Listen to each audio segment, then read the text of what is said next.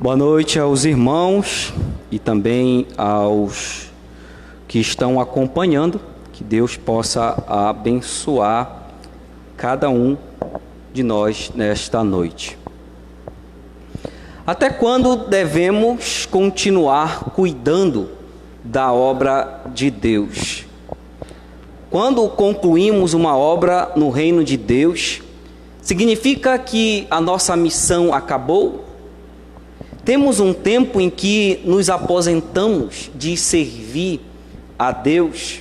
São questões que nos trazem à mente essas indagações.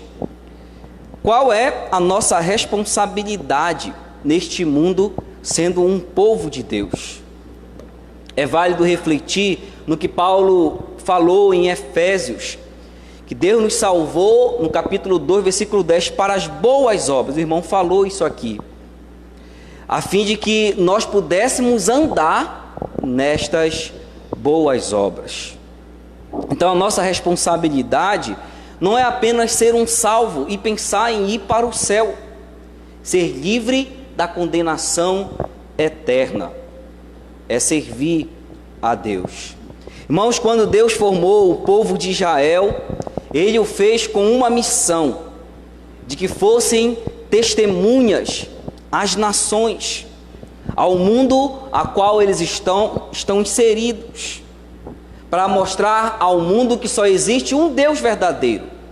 Eles deveriam fazer isso, viver e trabalhar para Deus, era a missão de Israel. Mas eles começaram a rejeitar a obra de Deus quando não creram em Cristo Jesus, o enviado de Deus, o Deus encarnado. Antes da fundação do mundo também Deus planejou a igreja. Para quê? Para que simplesmente fôssemos livres do inferno? De maneira alguma. Fomos criados para servir, para cumprir uma missão. E a pergunta é: como igreja de Jesus neste mundo, como estamos vivendo? Será que temos anunciado a palavra de Deus e estamos cumprindo a nossa missão neste mundo? É o que devemos pensar. E para tanto, irmãos, eu peço que os irmãos abram suas Bíblias para Neemias. É o livro que estamos estudando aos domingos. Hoje vamos entrar no capítulo 7 e vamos nos deter no do versículo 1 ao 4. Neemias, capítulo 7,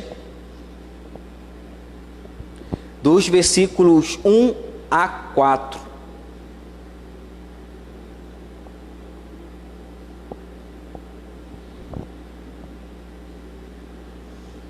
Neemias, capítulo 7, do versículo 1 a 4, diz assim a palavra do nosso Deus: Ora, uma vez reedificado o muro e assentadas as portas, estabelecido os porteiros, os cantores e os levitas, eu nomeei Anani, meu irmão, e Ananias, maioral do castelo, sobre Jerusalém.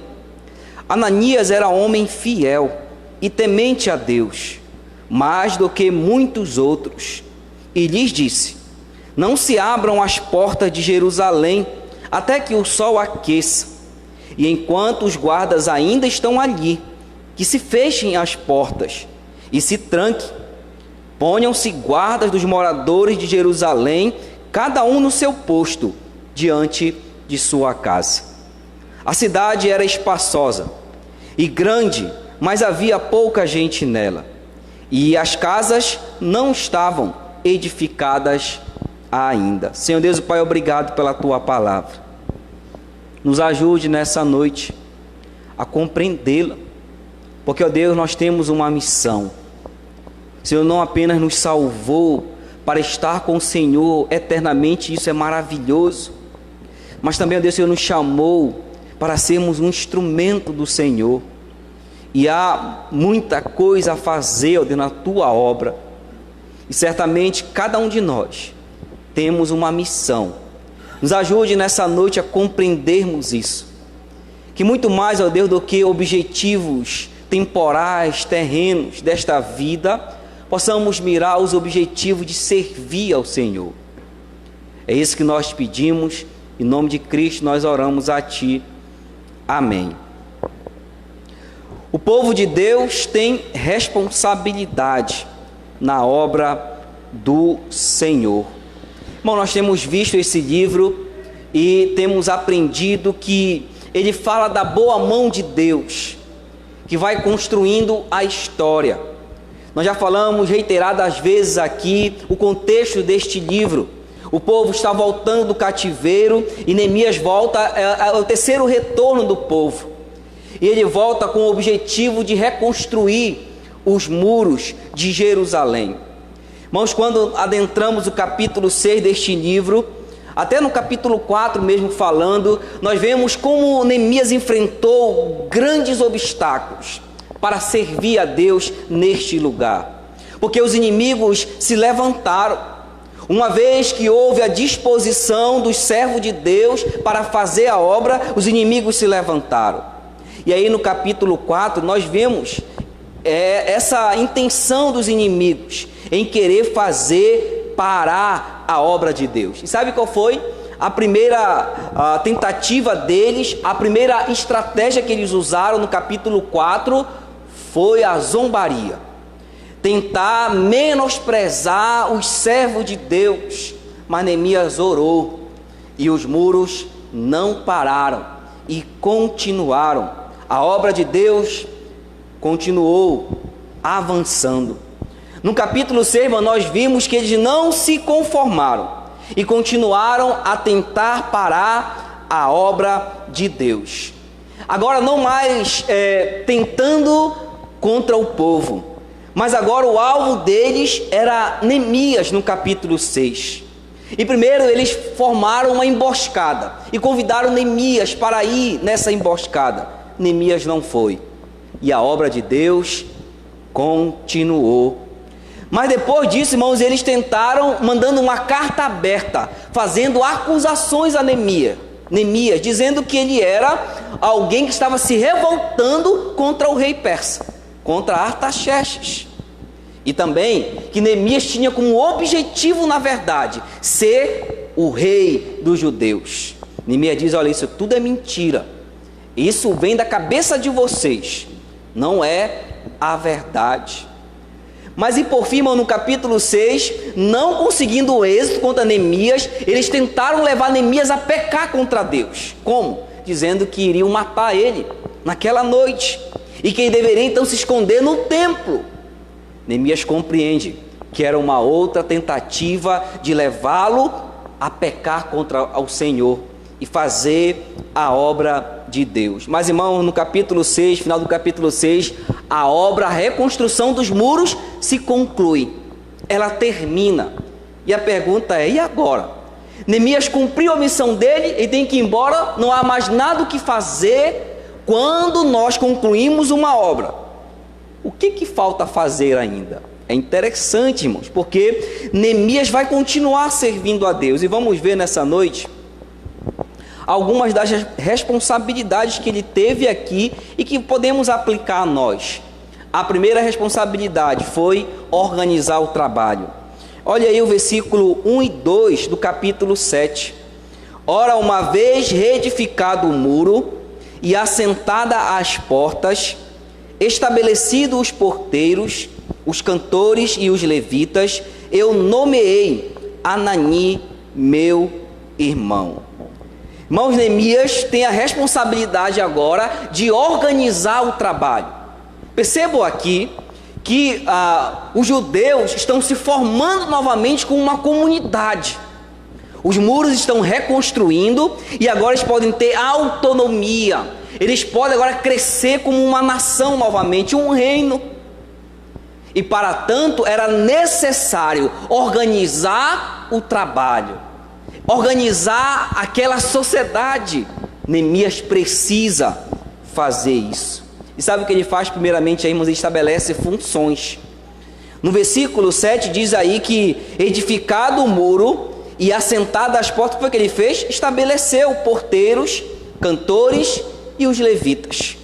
Ele começa então a estabelecer funções: porteiros, levitas e cantores. E há duas preocupações aqui quando Neemias estabelece essas funções. Quais são elas? A primeira preocupação é com a segurança pública. Por isso que ele estabelece porteiros nas portas. Ele está preocupado porque ele sabe que os inimigos podem atacar. E por isso ele está preocupado com a segurança das pessoas. Irmãos, é muito interessante. Porque a princípio o povo se volta para o muro. Mas agora os muros estão reconstruindo. Agora o muro está existindo por causa do povo, para a proteção do povo. Era assim agora a nova configuração na obra de Deus. E a outra preocupação de Neemias, irmãos, ao estabelecer essas funções, sabe qual era? A adoração a Deus. Se você for notar aí no versículo 1, a maior preocupação de Neemias é com o culto a Deus, com a adoração a Deus. Por isso ele estabelece cantores e levitas. Quem eram esses? Pessoas responsáveis pela liturgia no templo. Jerusalém, irmãos, era a cidade de Deus, a Sião do Deus Altíssimo. E ela por si era o local, naquela configuração de adoração a Deus. Ela era conhecida assim. Então Neemias está preocupado com isso. Por isso estabelece funções. E cada um de acordo com a sua capacidade, com o seu dom, com aquilo que ele sabe realizar, com o serviço que ele pode prestar a Deus. Os cantores, levitas, porteiros, nas suas funções para servir ao Senhor. Irmãos, com o término da construção, com as portas colocadas nesses muros, agora precisa ter porteiros para controlar a entrada e a saída.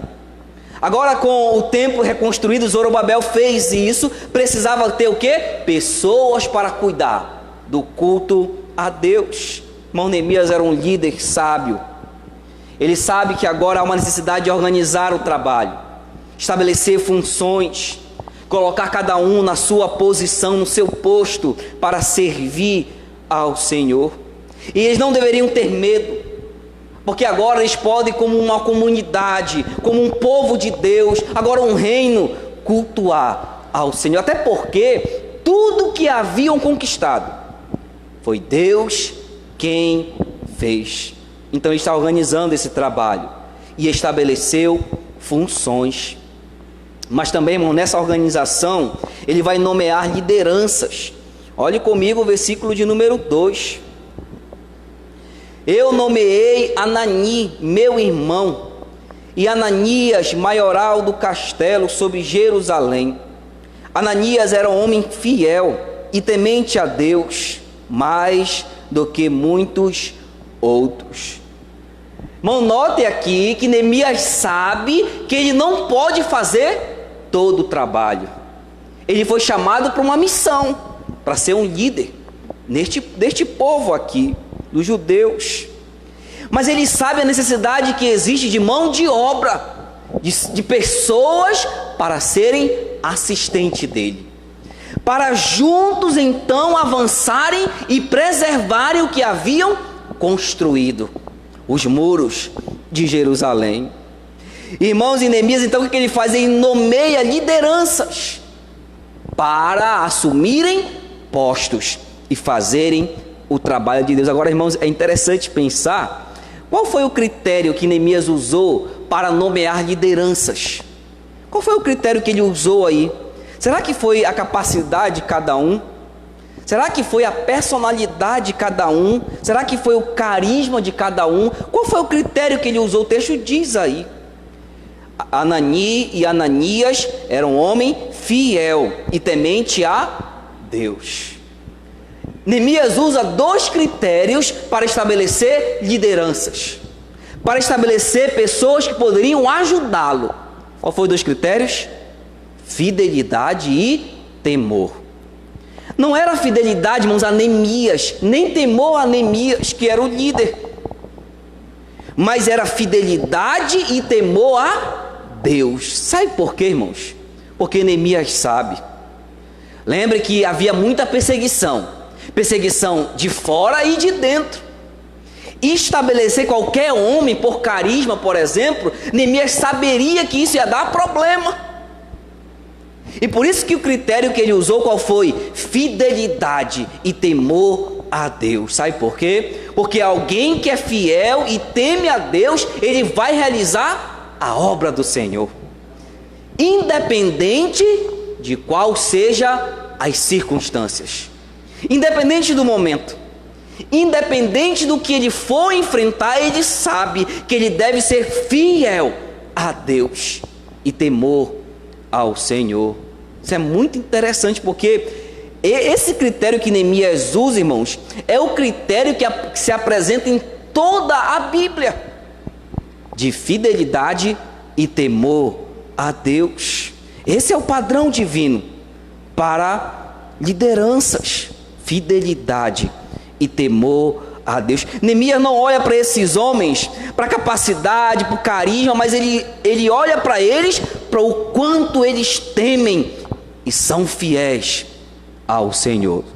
Irmão, ser fiel a Deus significa respeitá-lo e fazer o que ele nos ensina e nos manda fazer em qualquer condição. E temer a ele significa fazer a obra de acordo com aquilo que reverencia a Deus. Não é fazer de qualquer jeito, mas fazer da forma que isso reflita o caráter e a palavra de Deus. E Neemias então chama 2 homens para lhe ajudar. Ele forma 2 lideranças. Primeiro é Anani, que ele diz aí, irmãos, Anani, se você for lembrar, ele aparece no capítulo 1, versículo 2, quando Neemias está ali na cidadela de Suzã. Ele está ali, e quem aparece lá? Anani aparece lá. Anani aparece lá e relata para Neemias como estava a situação do povo em Jerusalém. Sabe por quê? Porque Neemias, Anani, melhor dizendo, ele veio com Esdras no segundo retorno. Ele estava em Jerusalém e ele voltou para informar a Neemias como estava a situação. Lembra que Neemias então chora, ele vai orar a Deus, e ele então se preocupa, e ele então coloca no coração, o desejo de ir para Jerusalém. Anani estava ali, relatando isto a Neemias. Foi ele que levou essas notícias para Anani. Portanto, era um homem que Neemias conhecia e que era fiel e temente a Deus. Mas também, irmãos, o outro que ele coloca aí é Ananias. Ananias, irmãos, é destacado. Neemias destaca este homem aí, ele diz aí que ele era fiel e temente a Deus, mas ele diz ainda que ele era mais do que os outros, muito mais do que os outros. Ananias, irmão, não somente era fiel a Deus e temente, mas ele ultrapassava nesse quesito os outros que ali estavam. Tal era o amor que ele tinha por Deus. E qual era o lugar que Neemias colocou esses homens, irmãos? Ele diz aí, maioral do castelo sobre Jerusalém. Este local aqui que Neemias vai estabelecer essas 2 lideranças, eram locais estratégicos. A localização aí era a noroeste do templo, um edifício fortificado, com o propósito de guardar o templo. Este local que Neemias coloca essas 2 lideranças, mais na frente, no futuro, Herodes embeleza este local, que é chamado depois de Antônia. Era o local estratégico que Neemias coloca estes homens. Então nota, irmãos, que Neemias está organizando o trabalho. E como é que ele faz isso? Ele estabelece funções e coloca as pessoas nessas funções. Mas também ele nomeia lideranças para servir a Deus naquele trabalho. E qual foi o critério que ele usou? Fidelidade e temor a Deus. Neemias entendeu a necessidade de organizar o trabalho, estabelecer funções e as devidas pessoas para essas funções, tendo critérios, é verdade. Neemias precisava de assistentes, irmãos, para cuidarem da obra de Deus tal como ele, para preservarem os muros, para continuarem ali servindo a Deus. E eles começam se organizando. Começa a nascer novamente, irmãos, aquele patriotismo. Nós estamos construindo a nossa comunidade, a nossa nação novamente. Deus nos deu este lugar aqui, para que nós pudéssemos ser servos dele. E ele faz isso. É a primeira responsabilidade na obra de Deus, organizar o trabalho. Como é que nós podemos aplicar isso à nossa realidade hoje? Como é que eu posso trazer esse princípio, esses ensinos de Neemias aqui para nós hoje? Paulo ensina, irmãos, em 1 Coríntios capítulo 12, versículo 4, ele diz que os dons são diversos. Sabe o que isso significa? Que Deus capacitou cada um daqueles que Ele salvou para quê? Para lhe servir na obra. Sabe o que é isso? Organização. Deus organizou a sua obra. E para isso Ele deu capacidade, Ele concedeu capacidades, que são dons, realizações específicas para a execução de um trabalho na obra de Deus. Deus concedeu. Então há primeiro capacitação. Paulo fala isso em 1 Coríntios 12, no versículo 4. E aí no versículo 5 ele diz que os serviços são diversos. Olha que interessante a organização, irmãos. Primeiro Deus dá capacidades, dons. Depois ele diz, olha, executem os serviços de acordo com essas capacidades. Então há a capacidade e há o que eu vou fazer com essa capacidade, que são os serviços. Organização. E qual é o contexto aqui, irmãos? A igreja do Senhor. E no versículo 6 em seguida ele fala de ministérios. Olha a lógica aqui, irmãos. Eu recebo uma capacidade para executar um serviço, aonde dentro de um ministério é a área em que eu vou servir, porque o meu dom não é para todas as áreas, o meu dom é para um ministério, dentro de uma esfera, de uma capacidade que Deus me chamou para executar, de maneira que todos os irmãos da igreja têm uma capacidade, um serviço e um ministério para executar na obra de Deus. Neemias não conseguiria fazer o trabalho sozinho. Ele tinha que nomear pessoas, chamar líderes, precisava de assistentes, de pessoas que pudessem amar a Deus e servi-lo. Tal como hoje, irmão, na obra de Deus, Deus não somente chamou o pastor, o diácono, a diretoria da igreja, os líderes, não chamou somente essas pessoas, mas Deus chamou cada servo dele para lhe servir nesta obra, sem isenção de ninguém, irmãos. Todos foram chamados para servir a Deus, de uma forma ou de outra, no ministério ou no outro, nós fomos chamados para servir a Deus. E o que Deus quer de nós, irmãos? 2 critérios que vimos aqui. Quais são? Fidelidade e temor a Deus. Sabe por que um crente vai continuar servindo a Deus? Porque ele é fiel a Deus. Fidelidade significa compromisso. Ele é compromissado com Deus. E independente do tempo, das circunstâncias que ele passa, ele vai continuar amando a Deus, porque ele é fiel a Deus. Ele não depende de pessoas, ele não depende do local no qual ele está, ele não depende de ordens, porque a ordem já foi dada por Deus para lhe servir. Ele é fiel ao Senhor, e porque ele é temente. Não sabe o que é temor aqui? Não é medo de Deus me castigar, não é isso. Mas é o respeito que nós temos em cuidar daquilo que Deus entregou à minha mão, de fazer de acordo com o critério dele, servir. Quando Deus não exige de mim que eu conquiste 1000 almas, Ele não exige isso de mim. Esse não é o critério do julgamento do corpo de Cristo naquele dia. Será fidelidade e temor a Deus. Por isso eu preciso servir a Deus. E o trabalho está organizado por Deus. Há funções, há dons que Ele estabeleceu. Agora, o importante é pensar qual é o meu dom, a minha capacidade. Eu sei, irmãos, que estamos vivendo um tempo difícil. Nunca antes passamos por isso. Um momento de limitações. Mas sempre há como servir a Deus. Sempre há como ser fiel a Deus. Sempre há como temer ao Senhor. Eu devo amar o Senhor com fidelidade e então temor a Deus. Talvez a minha concepção de servir a Deus esteja distorcida.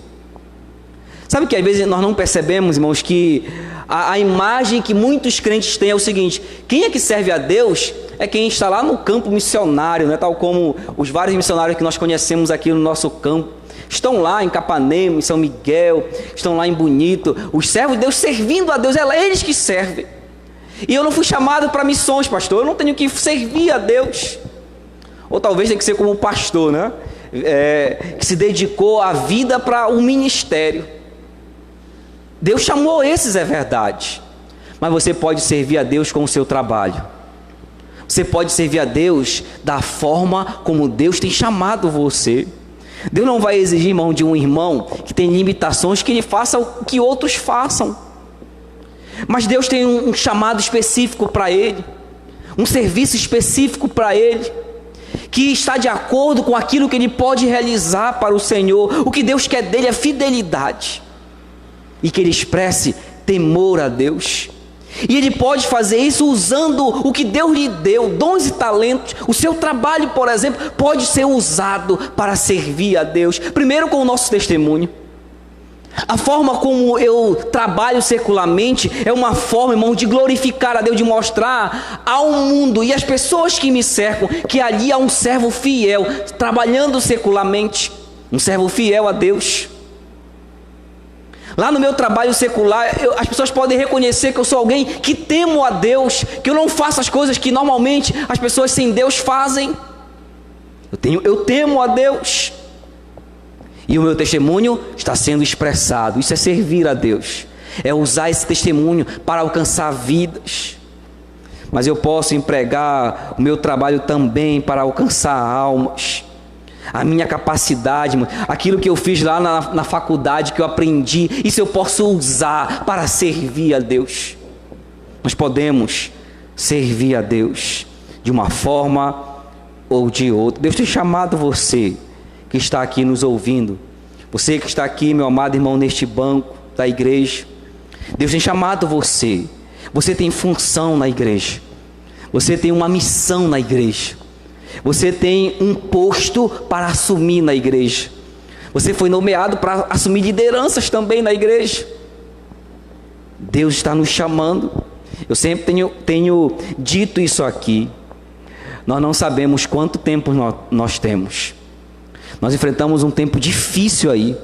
Muitos não conseguiram chegar até aqui. Não tiveram mais tempo para servir a Deus. Eu não sei quanto tempo eu tenho, quanto tempo você tem. É por isso que a cada tempo que Deus me dá, a cada momento que Deus me dá, eu vou usar para lhe servir. Seja no meu trabalho, seja com o que eu faço, com meus dons e talentos, sendo fiel e temente a Deus. É o que Ele quer de nós aqui. É o exemplo, irmãos. É o ensino de Neemias aqui que podemos aplicar à nossa realidade hoje.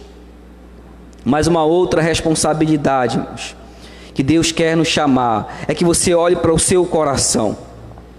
Olhe para o seu coração e veja onde está o seu coração, o meu coração.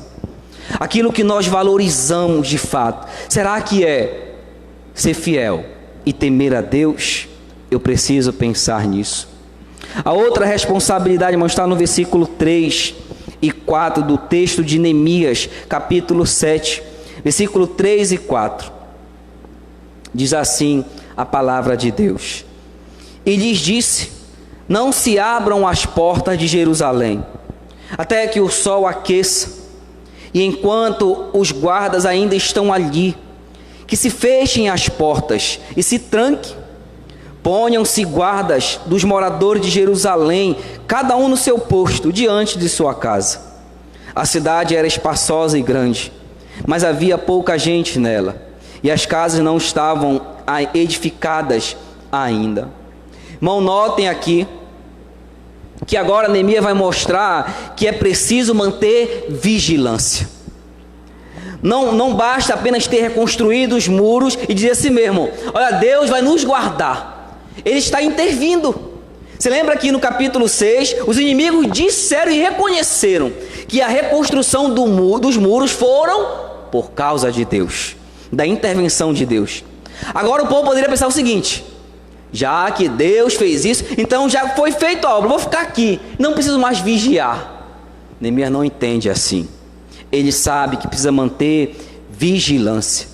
E para isso, irmãos, ele arma algumas estratégias. A primeira estratégia da vigilância que ele vai manter aí é porteiros nos portões. Parece redundante, né? Mas é porteiros nos portões. Ele diz aí no versículo 3: e lhes disse: não se abram as portas de Jerusalém até que o sol aqueça. Quem é que está lá, irmãos? Porteiros. Aonde? Nos portões. Neemias estabelece porteiros para controlar a entrada e a saída das pessoas ali em Jerusalém. Sabe quantas portas havia, irmãos, ali? 10 portas. Lembra do capítulo 3? 10 portas e 6 torres haviam no muro que foi reconstruído, que precisavam ser vigiados, que precisavam de porteiros para abrir e fechar as portas. Era necessário ter pessoas ali para controlar isso, para que o inimigo não entrasse em Jerusalém, para que ele não chegasse e pegassem de surpresa os servos de Deus. Era necessário porteiros nos portões. Você sabe que os inimigos em vários momentos estabeleceram estratégias para pegar Neemias. Agora Neemias estabelece estratégias para não ser pego de surpresa. Neemias quer inibir, irmãos, o pensamento, as ideias dos inimigos para não entrarem ali e quererem acabar com aquilo que foi construído. E nota, irmãos, que Neemias dá instruções específicas. Ele diz aí no versículo 3: não se abram as portas de Jerusalém até que o sol aqueça. Olha quais são as ordens aqui. Mas diz: olha, não abram as portas muito cedo. Sabe por quê? Porque o sol iria chegar cedo e as pessoas como estariam na cidade? Algumas dormindo ainda. Quando o sol chega, as pessoas não estão ainda preparadas. Por isso a ordem é: não abram as portas quando logo clareie o dia.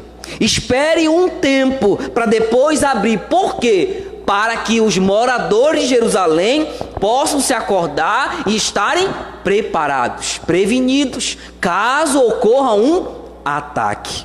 Então ele está estabelecendo aqui princípios. Porteiros nos portões. Neemias compreende muito bem a situação. Era necessário vigilância. Os inimigos não desistiram. Era preciso fechar as portas, trancar, abrir no momento certo. A segunda estratégia, irmão, está aí no versículo 3 ainda: guardas nos muros. Enquanto os guardas ainda estão ali, que se fechem as portas e se tranquem. Ponham-se guardas dos moradores de Jerusalém, cada um no seu posto, diante de sua casa. Porteiros nos portões e guardas aonde? Nos muros. Os guardas estavam ali rondando os muros, para ver se não tinha inimigos tentando adentrar pelos muros, pular e entrar pelos muros. E havia 2 tipos de guarda que ele coloca aí: os guardas que iriam fazer ronda nos muros, os guardas gerais, e haviam os guardas, que isso chama muita atenção, de acordo com os lares. Mas diz aí no versículo de número 3, no final, né? E se fechem as portas, ponham-se guardas dos moradores de Jerusalém, cada um no seu posto, diante de onde? De sua casa. Você lembra que no capítulo 3, o que aconteceu no capítulo 3? Cada um reparou o muro aonde? De frente do seu lar, de frente da sua casa. O que Neemias está dizendo aqui, irmãos? Você reconstruiu o muro em frente ao seu lar. A sua responsabilidade também agora qual é? É de guardar o muro que você construiu. A obra que você fez, você mesmo vai vigiar. Isso aqui é um princípio interessante. A obra que eu construí, quem sou responsável? Eu mesmo, para vigiar. E quando eles estivessem vigiando aquela parte deles, isso iria contribuir com o todo. Porque vigiando aquela parte, o inimigo não entraria por ali e não iria destruir os outros também. Então é trabalhando como se fosse para si, mas com a ideia de para todos.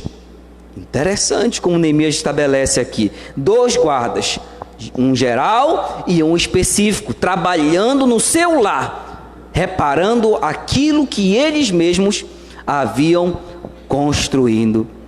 Irmão, Neemias desafia cada um desses moradores aqui, eram poucos, para trabalharem e executarem o trabalho de acordo com o que haviam construído. Guardar os muros, era necessário fazer isso para manter vigilância. E a razão para manter essa vigilância? Ele coloca aí também, versículo 4. A cidade era espaçosa e grande, mas havia pouca gente nela, e as casas não estavam edificadas ainda. Neemias mostra aqui as razões para manter vigilância. Quais eram as razões? Primeiro, a condição da cidade. Era uma cidade que não estava ocupada totalmente ainda, porque eles vieram do cativeiro babilônico. Muitos ficaram, não quiseram voltar. Então ela não estava ocupada totalmente. E as próprias casas ainda não estavam edificadas como deveriam ser. Eram casas ainda inapropriadas. Por isso precisavam então manter vigilância. Porque não havia um preparo correto ainda para enfrentar o inimigo. E para isso precisavam vigiar. Era uma razão, irmãos, para manter vigilância. Havia de certa maneira uma vulnerabilidade na cidade, e por isso era necessário a participação de todos ali. A outra razão, irmãos, era que os inimigos não estavam satisfeitos. Se aqui é uma razão implícita, os inimigos queriam entrar ali, os inimigos queriam derrubar os muros, e Neemias sabe que era necessário manter as vigilâncias, porteiros nos portões, guarda nos muros, e cada um participando, se envolvendo, para que eles não viessem a entrar, para que eles não viessem pegar de surpresa. Era preciso vigiar. Os inimigos estavam furiosos.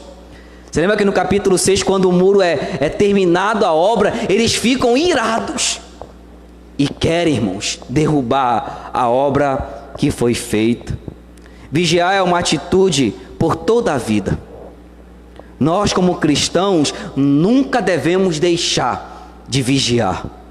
Vigiar é uma necessidade contínua por causa das artimanhas do inimigo. O inimigo quer invadir o muro e nos derrubar. Este é o seu objetivo. Ser conduzido em triunfo, irmão, na obra de Deus, avançar com o evangelho, quando a igreja cresce, quando acontece conversões de almas, quando a obra missionária avança, crescer como cristãos, assumir responsabilidades, liderar, continuar servindo fielmente a Deus, pode nos levar a pensar: agora não mais preciso vigiar. Eu sou um servo de Deus, estou trabalhando na obra e não preciso mais vigiar. Quando eu penso assim, o tombo pode ser certo. É necessário sermos porteiros, irmãos, vigiando o que entra e sai. Aonde? Na minha vida primeiro. As coisas que eu permito na minha vida, as coisas que eu dou acesso na minha vida, eu preciso vigiar o que entra na minha vida. E entra, irmãos, nós sabemos biologicamente os sentidos que nós permitimos que coisas entrem em nossas vidas. A nossa mente, o nosso olhar, tudo que possa entrar na nossa vida tem que ser as coisas de Deus. Eu preciso ser porteiro na minha vida. Eu preciso ser porteiro na minha família também. Eu preciso ser porteiro na obra de Deus. Eu preciso ser porteiro na igreja, não literalmente ali na porta, mas cuidar da obra de Deus, para que nós não nos desviemos daquilo que Deus nos chamou a fazer, da pregação fiel da palavra de Deus, do serviço correto na obra de Deus, do modo como nós servimos a Deus. Eu preciso manter vigilância, para não tolerar obras mundanas, para não tolerar ensino de demônios. Eu preciso vigiar, para não aceitar doutrinas várias e estranhas. Nós devemos ser servos de Deus, vigiando a cada dia. Como é que eu posso empregar isso, irmão, na minha vida? Paulo falou que nós temos lá em Efésios capítulo 6 o quê? Uma batalha espiritual. E para tanto eu preciso o quê? Utilizar a armadura espiritual para enfrentarmos todo tipo de armadilha que o inimigo quer nos trazer. Irmãos, eu queria chamar a atenção nossa para um fato, de nós sermos sentinelas do nosso lar.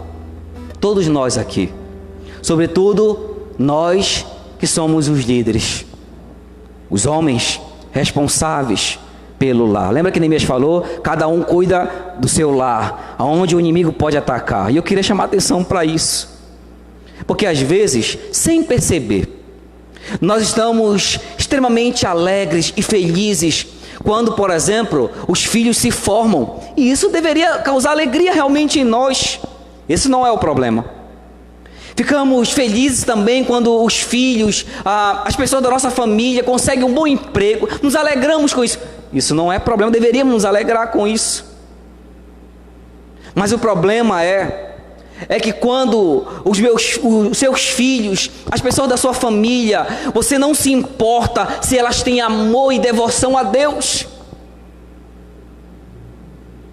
Eu não estou preocupado com isso, mas eu me preocupo com o sucesso deles, o sucesso terreno.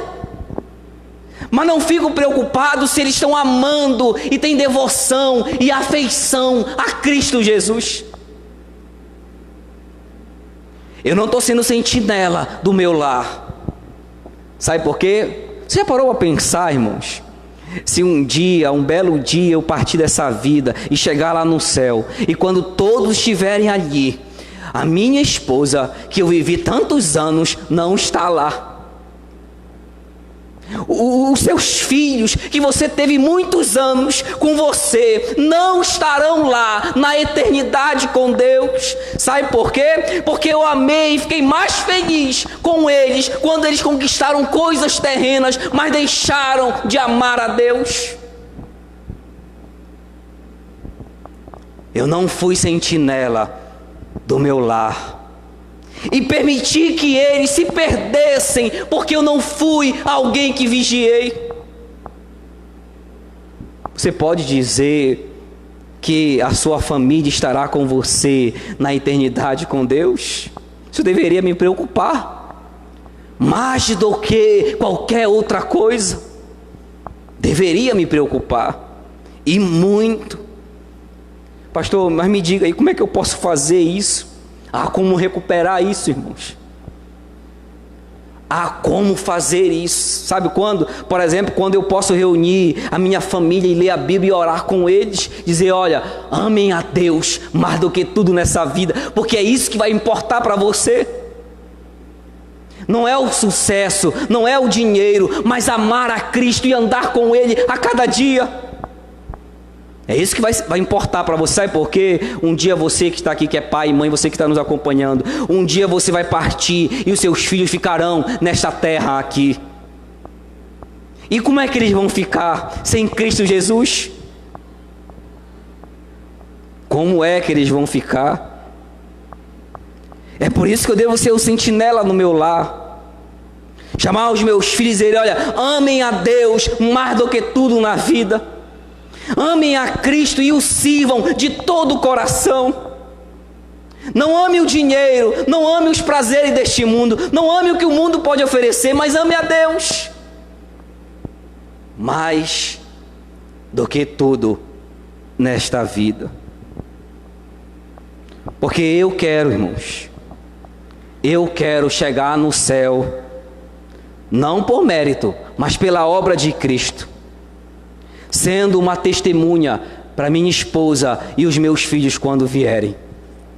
Para que eles possam olhar para mim e dizer, o meu pai, a minha esposa dizer para mim, olhar para mim e dizer, o meu esposo foi um servo de Deus e que deixou para mim que o mais importante é amar a Cristo acima de tudo. Neemias, irmãos, ele termina este livro dizendo, olha, Senhor, eu te servi. Ninguém poderia dizer para Neemias que ele não amou a Deus e serviu a Deus. Ele fez isso. Ele deixou um impacto na vida das pessoas que estavam lhe cercando. É o que eu preciso fazer. Vigiar. Manter a vigilância, servindo a Deus, mantendo a vigilância como sentinela no meu lar, na igreja, lá no meu trabalho, de maneira que nada se interponha a mim e a Cristo, que Cristo seja a minha prioridade, o meu amor maior. Vigiar é o que precisamos. Aprendemos nessa noite que o povo de Deus tem responsabilidade em sua obra. E vimos aqui duas responsabilidades. Primeiro, organizar o trabalho, estabelecer funções e nomear lideranças. A igreja precisa de líderes, não apenas o pastor, mas pessoas que assumam, que executem as funções e sirvam a Deus, a dons, a ministérios, a serviços variados. E segunda responsabilidade, manter vigilância. Lembra? Guarda nos portões. Porteiro nos portões, guarda nos muros, cada um vigiando no seu lar. Eu quero que você baixe sua cabeça, você que está aqui na igreja e você que está nos acompanhando nessa noite. Eu quero que você reflita como estamos neste propósito que ouvimos nessa noite. Estamos servindo a Deus? Deus tem sido o nosso maior tesouro nesta terra, nesta vida, de sorte que Ele é tudo para mim. Eu não preciso deixar o meu trabalho, eu não preciso deixar essas coisas. Não é isso que Ele está nos ensinando aqui, mas Ele está nos ensinando a amá-lo acima de tudo, a ser fiel a Ele, a ser temente a Cristo. De maneira que eu sirvo a Deus, eu cuido da minha família, eu cuido da igreja, da obra do Senhor, com fidelidade e temor.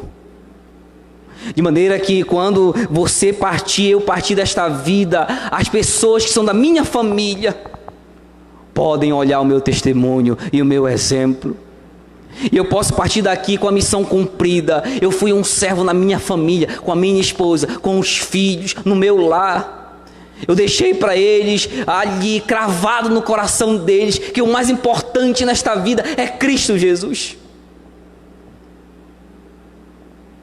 Para que quando chegar o grande dia em que todos estaremos ali na eternidade com Cristo, abraçar o nosso Senhor, eu possa olhar para o lado e ver a esposa que Deus me deu ali, os filhos que Deus me deu lá na eternidade comigo. É a nossa missão de causar esse impacto como servos de Deus. Pense nisso, meu amado irmão que está aqui, e você que está nos acompanhando. Senhor Deus, Pai, obrigado pela Tua palavra.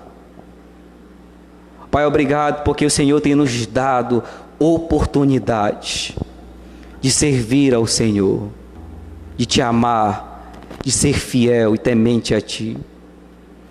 Ó Pai, olha para os nossos corações nessa noite.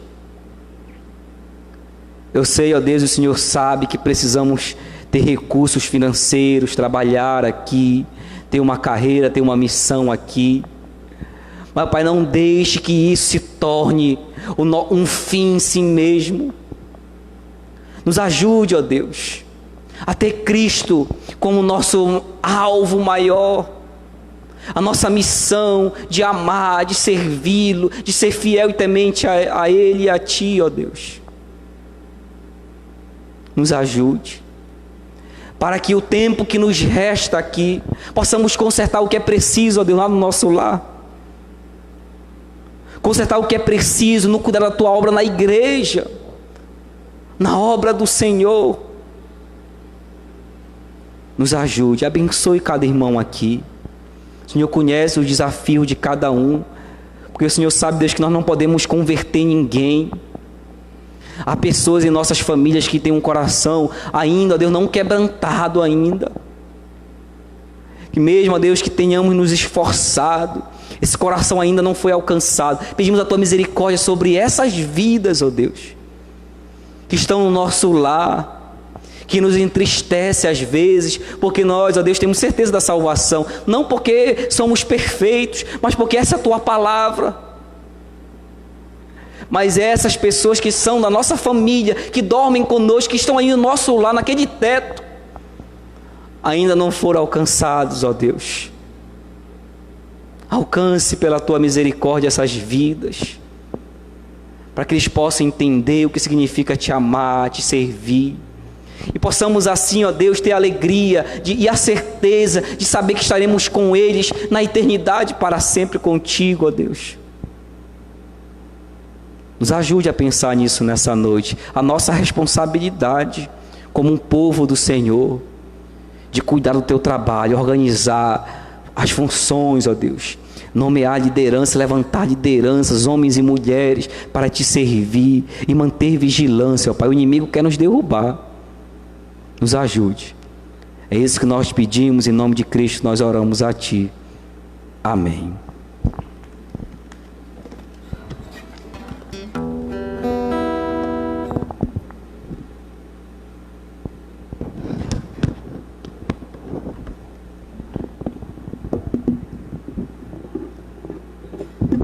Dá boa noite.